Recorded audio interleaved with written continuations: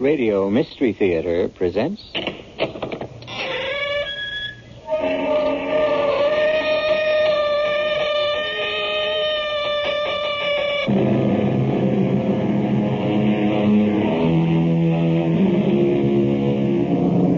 Come in. Welcome.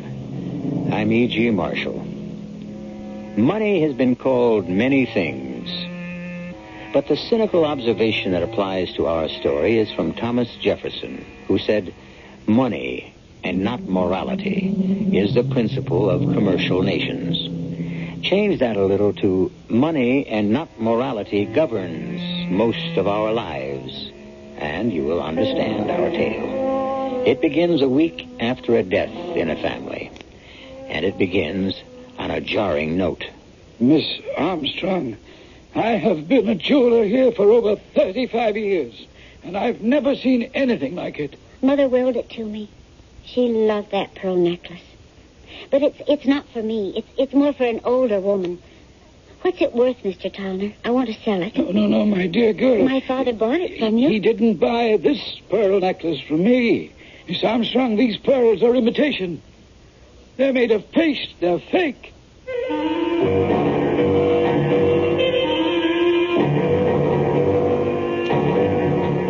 Our mystery drama, Crime Casts a Shadow, was written especially for the Mystery Theater by Roy Windsor and stars Evie Juster and William Redfield. It is sponsored in part by Carrier Air Conditioning and Contact, the 12-hour cold capsule. I'll be back shortly with Act One.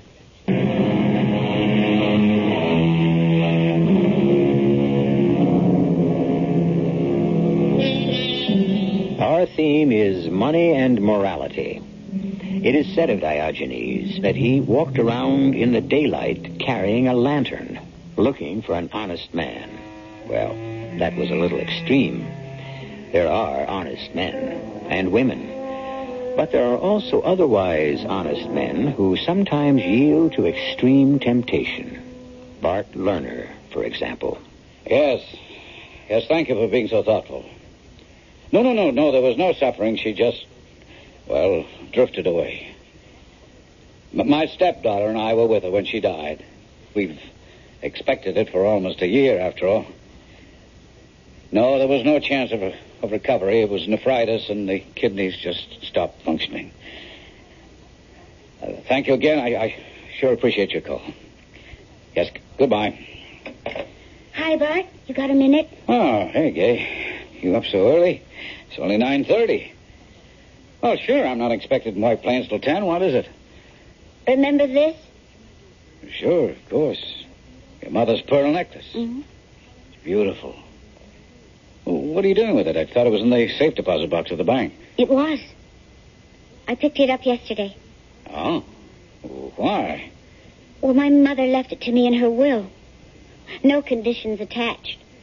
She suspected I'd sell it and use the money as a nest egg. Well, why not, honey? It's too old-fashioned for a young woman like you. You might as well sell it. I tried to. Well, you mean today? Mm-hmm. At 9 o'clock this morning. I had an appointment with Max Towner. Oh. My father bought the pearl necklace from him years ago. 15 years ago. 5 years before he died. Yeah. Well, what did old Max offer you for it? Nothing. Nothing? Nope. Not a cent. Max said the necklace is worthless. The pearls are artificial, made of some kind of paste or something.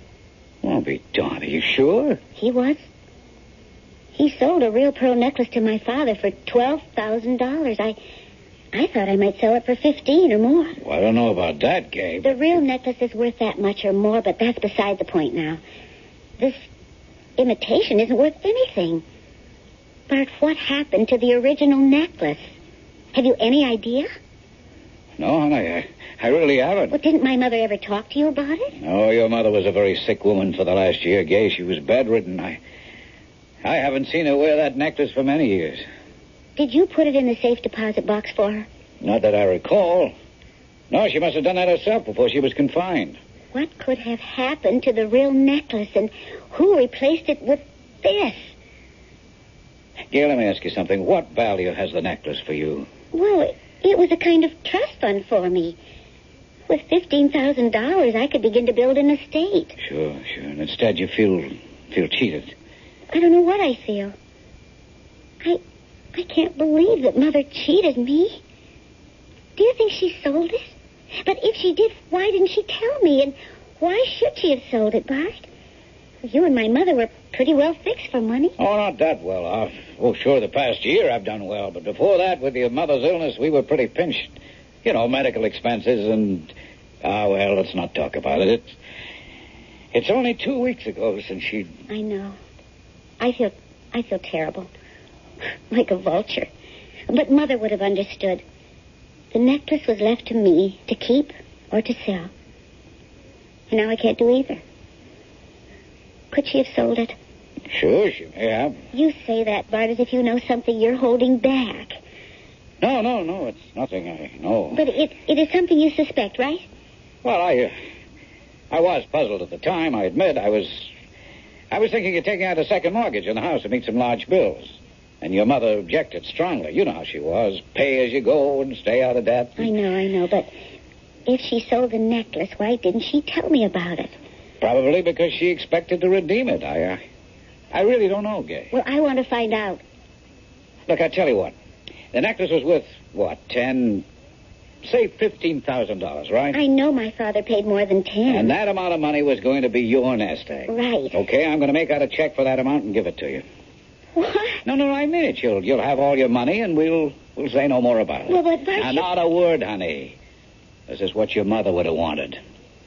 Oh, then you know she sold the necklace. I know nothing of the sort. All I know is that I never took a loan, and somehow the bills got paid. The nurse who stayed with us, the doctor bills, the hospital tests. Oh, sure, the insurance covered part of it, but almost half of the expenses we had to pay for.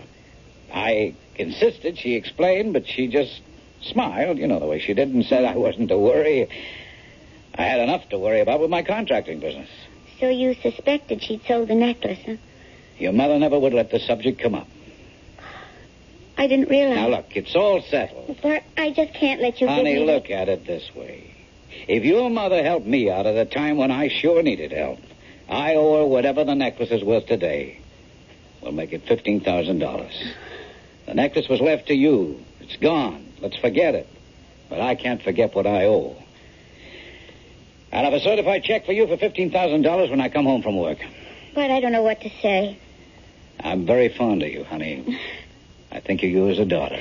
Oh, and you know I'm fond of you. And all I can say is thank you. It's an awful lot of money. No, I done well this year. I don't think about it. Well, what do you suppose became of the real pearl necklace? Somebody bought it. Through the jeweler, Max Tallman? Maybe, or maybe it was sold direct. I wouldn't know. Why? Curiosity. I just can't imagine Mother selling it without saying anything. I thought we'd agreed to forget about it, Gay. Oh, I suppose I should, but, it bugs me. It's so unlike Mother. Well, there's nothing to do. Just forget it. I can't. I have to find out what happened to the real pearl necklace.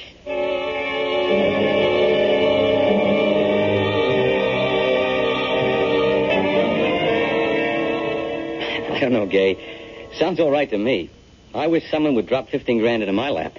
But don't you think there's something funny about it? You're a lawyer. You ought to know something. Well, not the way you've explained it to me. A, your stepfather was pressed for money. Right. B, your mother sells her pearl necklace and pays the bills. Mm-hmm. C, your stepfather suspects that what she has done, and now he very generously is giving you a check for 15 grand to compensate for the loss you've sustained because the necklace was sold. I've got a feeling there's something odd about this whole business. Would my mother have done something like this? You knew her, Press. Well, she certainly wasn't evasive or deceptive. What you want to know is who's got the real necklace, right? Yes, I do. Some rich old doll in the city. So what? Oh. I don't know what you're out to prove. Some woman's got the necklace, you've got the money, or you will have it. So why not forget it? No. You think your mother didn't sell the necklace. You think that maybe Bart Lerner stole it. Oh, I don't know. I just can't believe it. Not Bart. He's a good man. Well, lots of good guys have turned bad. Oh, not Bart. Well, then what about this feeling of yours? Well, it's all so unsatisfactory. Now, listen to me. I telephoned Max Tollner, the jeweler, late this morning because Bart said maybe Max had bought the necklace from my mother. The answer is no. Max sold it to my father, but he hasn't seen it since, not in 15 years. So where could Mother have disposed of the thing? Well, maybe in the city. Lots of dealers. You mean fences, right? No, legitimate dealers. The necklace hadn't been stolen. Your mother owned it. She had a right to sell it or to borrow on it. Well, but maybe somebody took it out of the safe deposit box at the bank. Impossible. Only someone authorized is allowed to examine a safety deposit box. Mother, me, Bart Lerner. And I didn't swipe the necklace. And neither did your mother. It was her property. She had a right to remove it. And neither you nor Bart Lerner had that right. So if your mother didn't sell it, and if you didn't steal it... Don't be stupid, Fred. Well, then Bart Lerner did. Look, we're going around in circles, baby. Let's have some dinner. We can talk more over some food, huh? All right, Fred. But I want to get to the bottom of this funny business for my own satisfaction. It just wasn't like Mother to sell such a gift for my father.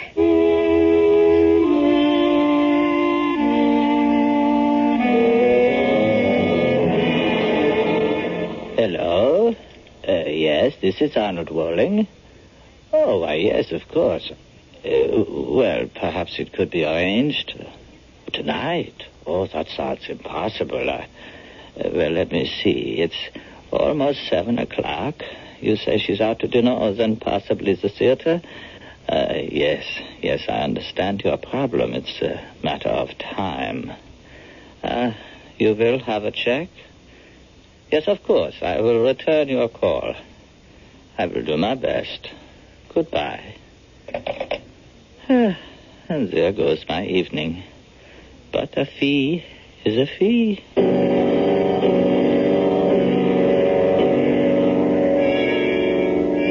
Yay, I'm glad to see you out. I was awfully sorry to learn about your mother. Thanks, Mike. How's the ambulance chaser? And how's a scandal monger? Sit down, Mike. Just for a second, Press. If Gay doesn't mind. Of course not. Oh, thanks. You all right, Gay? I think so. It was bound to come, so we were prepared for it. But it still leaves a big blank in our lives. Bart's and mine. Yeah. You gonna stay on with him? Oh, for a while. But I really want a place of my own. Well, what about this clod here? This Claude's going to marry the lady whenever she sets the date. Oh, Gay, don't. He's just after your money. I've just come into some, Mike. Don't tell him, baby. Don't you know that a reporter is like a ferret in a rabbit warren? Scrap of news and he pounces? Well, maybe he can help. Name it, Gay. Look, Mike, as a pal, give Gay a break, huh? And no story without her approval, all right? Cross my heart, Press. What's the story, Gay? Well, my mother left me a $15,000 pearl necklace. Wow. Wow is right. It was the real thing. Genuine. And when I had Max Tollner appraise it this morning, it turned out to be a fake.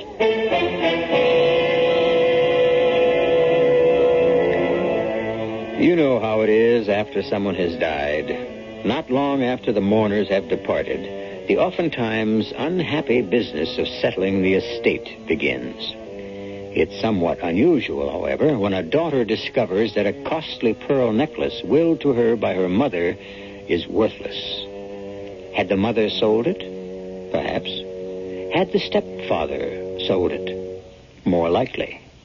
But why? We'll find out when I return shortly with Act 2.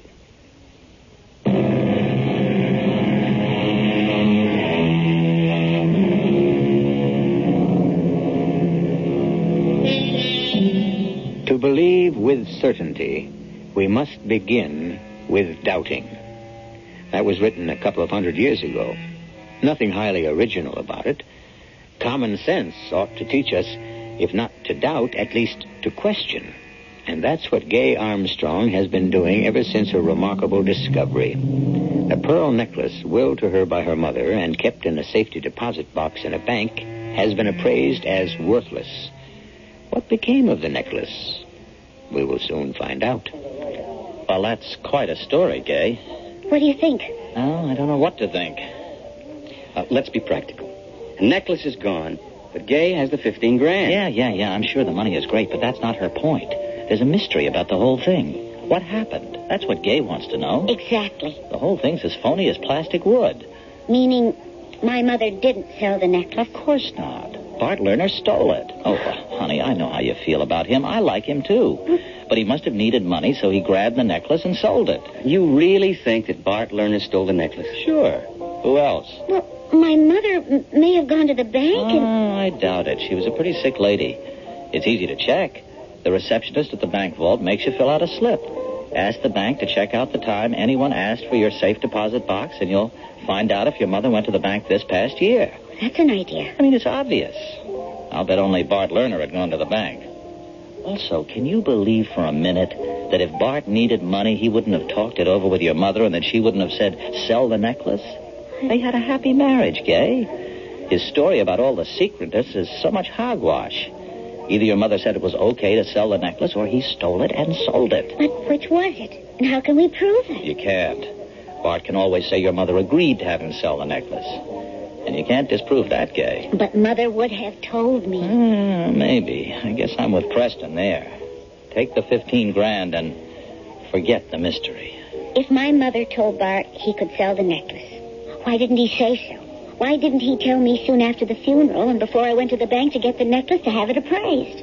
I don't know. But don't you find that kind of funny? He had a lot on his mind, honey, after all. No, you can't convince me. And what about now? He is giving me a check for the money because the necklace is false. Well, he's in the money now, Gay. But does anyone just hand over $15,000 to a stepdaughter? That strikes me as a guilty conscience. Hey, no, wait a minute. What? A year or so ago, Bart says he was pinched for money. Mm-hmm. Now, what about now, today? He's making a lot of money. Doing what? I know he's a contractor, but what specifically is he doing? What's he building? Well, I can answer that, Mike. Bart's company is building a big stretch of road in northwest New York State. Miles and miles of it. Now, why? What are you thinking? A real story. You've lost me, Mike. Good. Forget it. Let me just do a little digging. If I discover anything, I'll let you know. But what about my necklace? Mike, maybe if you ran a little human interest story in the forum... No, I don't think so. That could embarrass you. I agree. All Mike could write about would be your suspicion that Bart Lerner stole the necklace. We don't know that. I'm sure of it now. That's not good enough, honey. You have to have proof. Also, so soon after your mother's death, you'd look, well, greedy. Oh, I suppose that's right. But what do I do? I got an idea. If it pans out, we'll know what happened to the real necklace. And I'll have a story for our front page. What kind of a story, Mike? Graft.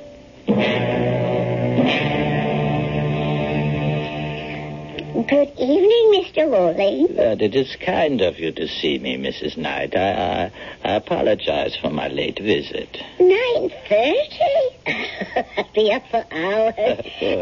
Well, Mr. Rowling, I'm intrigued by your visit. What you told me over the telephone. Oh, well, it's a very unusual situation. The original owner of the pearl necklace wants to buy it back. Isn't that what it comes down to? Yes. That's it. Well, may I ask why? Not that I'm willing to sell the necklace. It's an extraordinary piece, worth much more than we paid for it when we bought it from you. Oh, I realize that. I told you that it was an exceptional buy. And you were correct, for which we are very grateful. Thank you. I would say that the necklace today would bring as much as $25,000. Indeed. It is appreciated in value. Yes, I have a check here in that amount. I beg your pardon. Here is my check for $25,000, Mrs. Knight. But I have no idea of selling the necklace. I know that. You're being very mysterious. I will give you this check. You give me the necklace. Keep the check. Don't deposit it. In a few days, I will return with your necklace, and you will give me the check. I will tear it up and give you another check for $1,000. $1,000? For your cooperation. I have never heard of anything like this. Well, neither have I. I told you it is a very unusual situation. But it doesn't make sense. Why would the original owner want the necklace back for just a few days? I cannot tell you, Mrs. Knight. Perhaps when I return the necklace... What if I refuse to cooperate? Well, I will just report your refusal to my client. Well, there are some persons who, shall we say, play rough. Are you threatening me, Mr. Wolling? Oh, good heavens, no. The very idea of violence appalls me. Well, it sounded like a threat. Well, not for me. But if my client can't explain the disappearance of the pearl necklace to others, there's no telling how many persons might be hurt. Well, it's not only unusual, Mr. Wolling. It's rather unpleasant. Oh, I agree. What if I turned the necklace over to my bank? Don't tell me these so-called strange men would break into the bank. Oh, no, certainly not. That would be crude and obvious. You frighten me. It frightens me, too. Why do you think I've given up my evening to pay you this visit? I've enjoyed meeting you again, but I'm not here by choice. I see.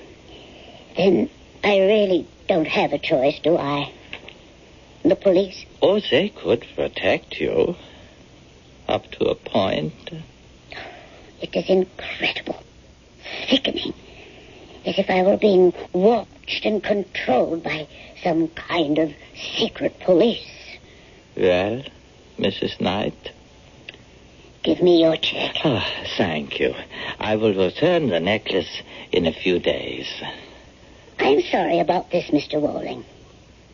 Sorry for both of us. Excuse me.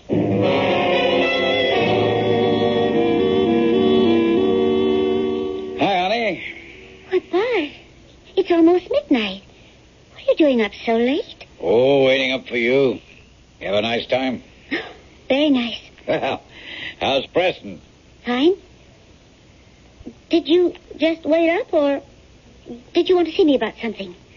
Well, yeah, matter of fact, I did. Oh?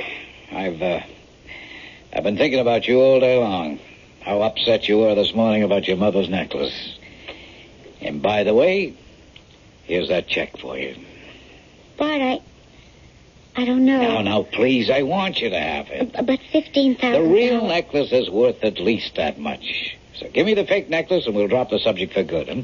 You have it here? Yes, I left it in the desk drawer. All right, hand it over to your old stepfather and you'll never see it again. All right.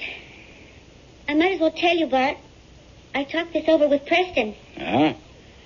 Here's the box. Oh, thank you. So, what did Preston have to say? Take the check and forget about the necklace. Smart young man. Now, let me take a look at this thing. It's quite beautiful, isn't it? Yeah. Hard to believe it's a fake. I couldn't tell, could you? No. But we're not experts. They look like genuine pearls to me. I couldn't possibly tell the difference. No, neither could I. I mean, I've never seen more perfect match pearls. And these are fake? That's what the jeweler said. I wonder if he knows. Max Tallner? Oh, sure he does. He sold the real pearl necklace to my father. Why wouldn't he know? Well, Max Tallner's a pretty old man. You think he could be mistaken? I couldn't say, but these look pretty good to me. I mean, if this necklace is fake, it's one great piece of work. Oh, I wish I knew more about stuff like this. Well, let's not worry about it. You got the check, I got these. Maybe I'll have another jeweler examine them. Why don't we go back to Max? We? Well, why not? I owe it to you, Bart. What do you mean, owe it? Well, Bart, will you forgive me if I tell you something? Forgive you for what? My crazy imagination. You come again? Well, I thought about what you told me this morning, and I just couldn't quite believe it, Bart. I mean, Mother selling the necklace to pay bills and not telling me about it. Well, don't you think it would have embarrassed her, selling something she had already willed to you? That makes sense. Now. And what else went through that imagination of yours? Oh, I'd rather not say. Makes me feel crummy. Wow. Oh. Did you think that I had stolen the necklace? Oh, please, Well, Bert. of course. It was a perfectly natural thing to think. I thought about it at work today. I knew what you were thinking. I feel terrible about it. Please forgive me. Done. And now let's forget it. Are you going to see Max Tallner tomorrow? Well, you might as well. Wouldn't it be wonderful? Oh, it couldn't be.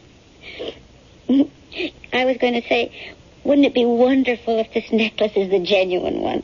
Why, would you want it back? Oh, no. It's beautiful. But it's not for me. You do prefer the check. Oh, yes. Oh, but I'd be happy if this thing was really worth what you paid for it. Oh, that's too much to hope for. But it would be like having $15,000 fall right into my hands, huh? Yes, Max said it was worthless. Well, he should know. He could have been mistaken. Maybe. We'll find out in the morning. Now, come on, take your check. And I'll put this necklace in the wall safe. Just in case.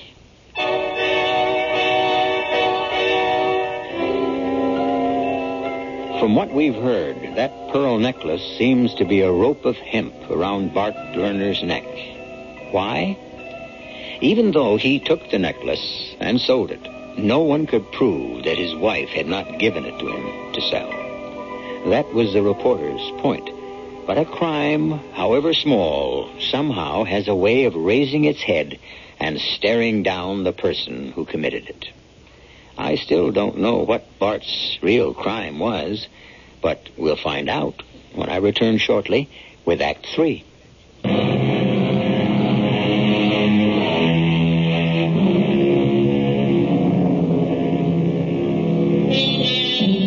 Crime really does cast a long shadow, meaning that there is always a vestige of a shadow trailing, however faintly, the person who did something wrong. Many crimes are not detected, of course, but they are known to the person, and try as hard as he will, his knowledge of something evil he has done cannot be erased from his conscience. If a man's life is his character, as many philosophers and writers maintain, then Bart Lerner was flawed by the weakness of temptation. Its consequences will now become apparent. Oh, well, my goodness, Miss Armstrong. You back again? Oh, I'm sorry to be a pest, Mr. Tallner. No. Come in, my dear, come in. This is my fiancé, Preston Welch, and Mike Shea, a reporter on the forum. Then I don't want to talk to him. He'll make me look like a fool. No, I won't, Mr. Tallner. I'm after something bigger than what happened to you. What happened to me? Oh, what happened to me was I couldn't tell a fake pearl necklace from a real one. And if you print that story, I'll be laughed out of business.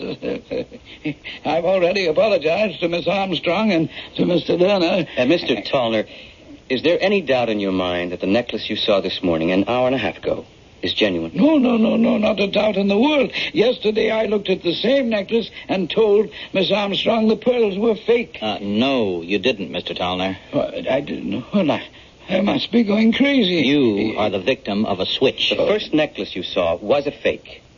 And last night, Bart Lerner and Miss Armstrong looked at it again. Lerner had his doubts about your appraisal. This morning they showed you the genuine pearl necklace. Is this true? We think so, Mr. Tallner. Well, then I haven't lost my mind. No. But why the switch? Can you prove it? We're going to try. We need your help. If you were going to sell the real pearl necklace, who would you take it to? Well, no one here in White Plains, I don't think. New York City, probably, yes. The big buyers and sellers are in the jewelry center down there. Uh-huh. Can you give me some names? Oh, there are so many. Becker, Taubner, Woling. That's Arnold Woling. He's very big. Uh-huh. He arranges many big deals and all legitimate. Press, hit the road and see what you can find out about, Okay, Arnold Woling. I'll go with you, Press. No, you won't. You get back to your job. I'll report back to Mike if I have any luck. And I've got reports coming in already. Reports? About what? Payola, baby. The truth about your pearl necklace could rock the state.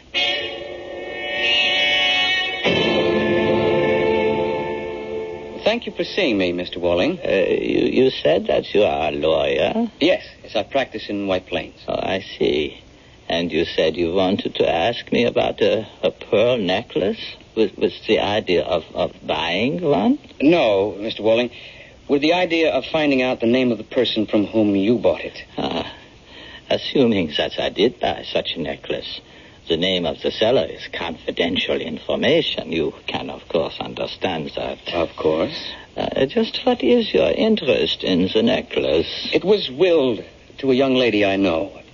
When she went to have it appraised, it was declared worthless. A fake necklace had been substituted for the genuine one. I see. Do you, Mr. Walling? Someone had to make that false necklace. You bought the genuine one and sold it. Those were legitimate transactions, Mr. Welch. I don't question that, but if you sold it, how did it happen that this morning at 9 o'clock, the young lady had the necklace appraised a second time, and this time it was the genuine article? I can't say. Did you help to arrange the switch, Mr. Walling? And before you answer, it is the opinion of a very sharp newspaper reporter, Mike Shea, and mine also. The money obtained through the sale of the pearl necklace was used as payoff money to an unscrupulous member of the Roads and Highways Commission. What does that have to do with me? I want the name of the person who sold the necklace to you and the person to whom you sold it. You don't know the former? Yes, but I want your testimony as proof. And I want to visit the buyer in order to piece this scheme together. And if I tell you what I know? I'll give you my word that I'll protect you and the buyer from publicity and innuendo. As a businessman, I have never violated a confidence. I said I'd protect you from publicity and innuendo, Mr. Walling. But can you protect my life?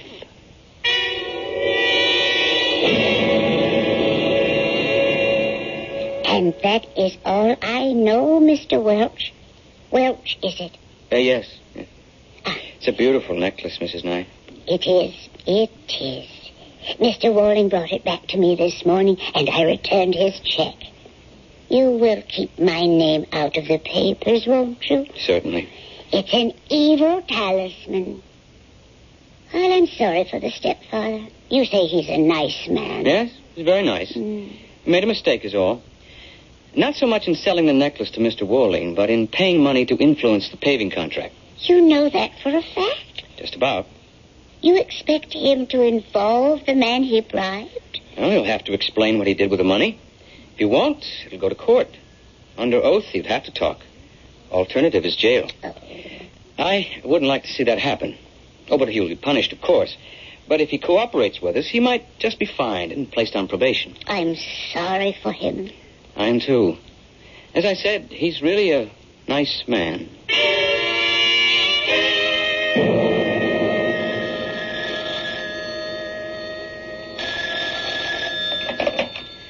Bart Lerner speaking. What? Well, I can't believe... The story in tonight's forum. Oh, I'll be ruined. No, of course not. Who telephoned you? Walling? Well, it knocks me out. Yes, well, let me explain, please, sir. Look, my stepdaughter had the necklace appraised this morning. It was the real one. She was happy. She kept the check I'd given her, and I returned the necklace to Walling. I thought the whole thing was over and done with. Yes, sir, I realize it isn't, but... Of course, sir. I'll protect you. Well, thank you. I'm going to need the best brains you can buy. I can't tell you how sorry I am. What do I do? What can I do?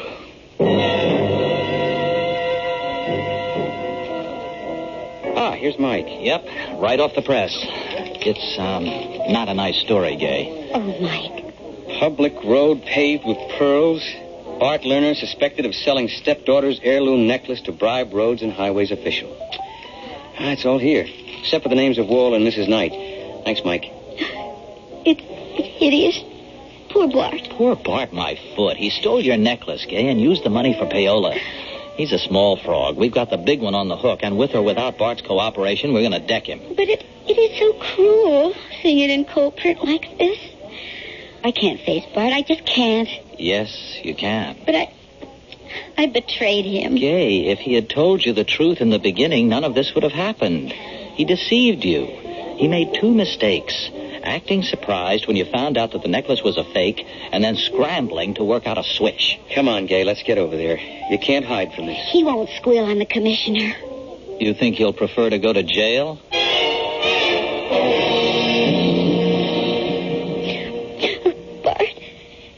Bart, I'm so sorry. All right, baby, all right. Come on, don't cry. Sit down, Preston. Mike. Right, thank you. I didn't know that rotten necklace. There was nothing wrong with the necklace, honey. Now, come on, dry your tears. How can you take it like this, Bart? What else can I do? I made a mistake. Have to pay for it. Oh, I'm so sorry. It just breaks my heart. Yeah, I'm kind of sorry, too.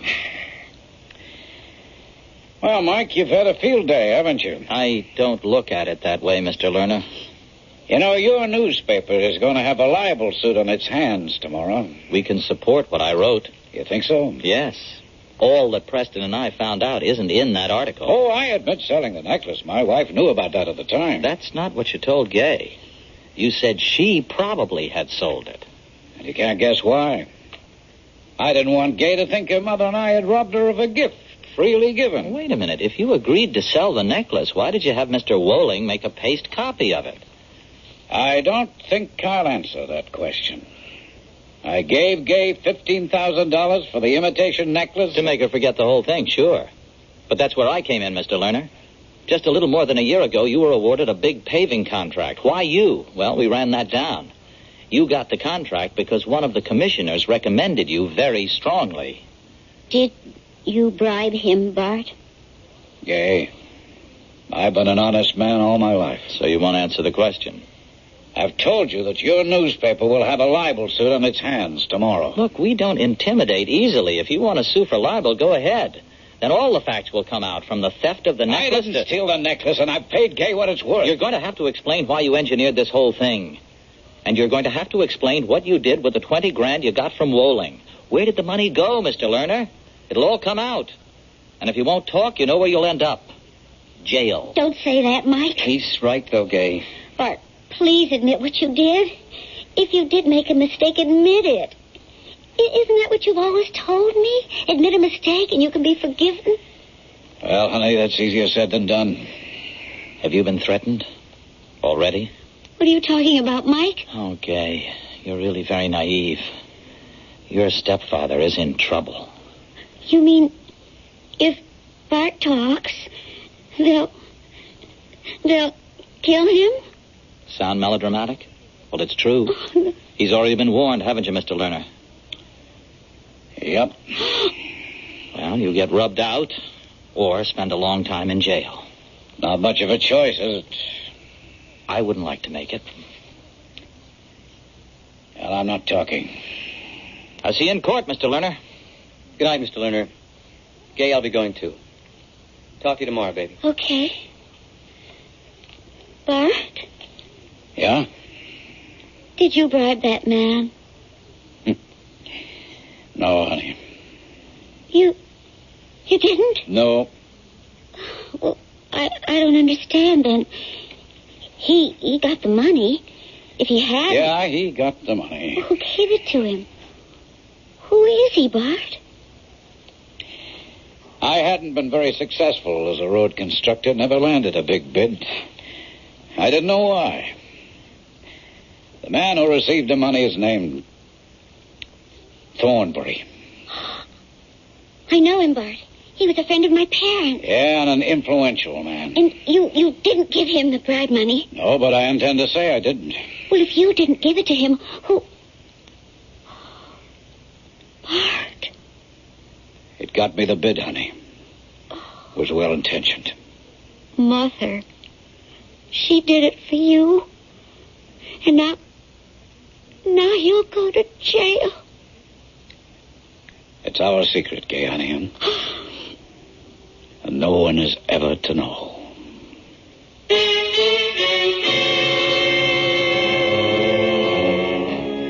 And so the long shadow of a loving intention, which was a crime, for bribery certainly is that, will imprison a guiltless man. Not if he'll tell the truth, but could he do that to the memory of his dead wife and to the stepdaughter he loves? Quite a remarkable man, Bart Lerner. I shall be back shortly.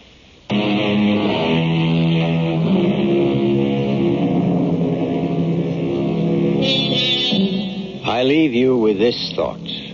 Crime is never founded on reason. Mrs. Lerner wanted to do her husband a favor.